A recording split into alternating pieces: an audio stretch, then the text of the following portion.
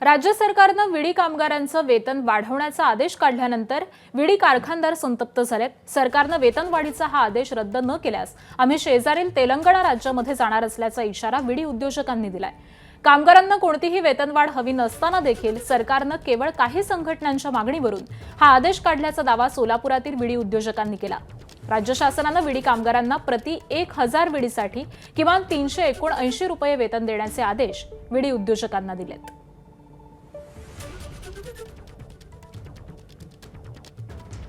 आमचेच कारखाने तेलंगणामध्ये आहेत, तिथं 236 रुपये मजुरी आहे।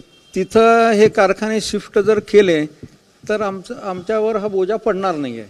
त्याच्यामुळे ही सगळी पळापळीची वेळ आलेली आहे की इथले कारखाने बंद करा आणि तेलंगणा राज्यामध्ये जिथे मजुरीचा दर कमी आहे त्या ठिकाणी प्रोडक्शन वाढवा, इथं कमी करा। आज माझं स्वतःच मार्केट पंजाबमध्ये आहे, देशाचं गुजरातमध्ये आहे, राजस्थानला आहे। प्रत्येक मार्केट वेगवेगळे आहेत। महाराष्ट्राला बिडी तयार इथे होते, पण इथं विक्री होत नाही ना। आता सध्याला बिडीची कॉस्टिंग जर काढली 28 रुपयाला एक बंडल, 25 बिडीचं बंडल 28 रुपयाला विक्री होतं आहे, ते 40 रुपयाला होणार। ते 40 रुपये कोण बंडल घेणार आहे का? आमचं कोणी घेणार नाही। इनडायरेक्टली सगळे कारखाने सोलापूरला बंद केल्याशिवाय दुसरा मार्गच नाही आमच्यासोबत। महाराष्ट्र राज्यातच फक्त ही वाढ झालेली आहे, बाकीच्या राज्यात वाढ झालेली नाही।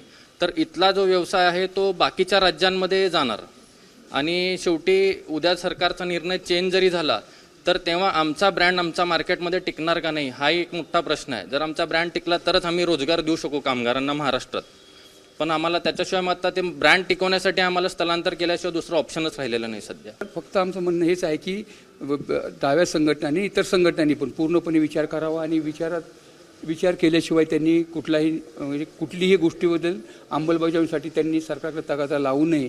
कारण जर तगादा लावला तर आता आम्ही सांगितल्याप्रमाणे कसल्याही परिस्थितीमध्ये 1 सप्टेंबरपासून सोलापूरवरील विद्युत उद्योग हा शेजारी राज्यात म्हणजे तेलंगणामध्ये शिफ्ट होणार आहे।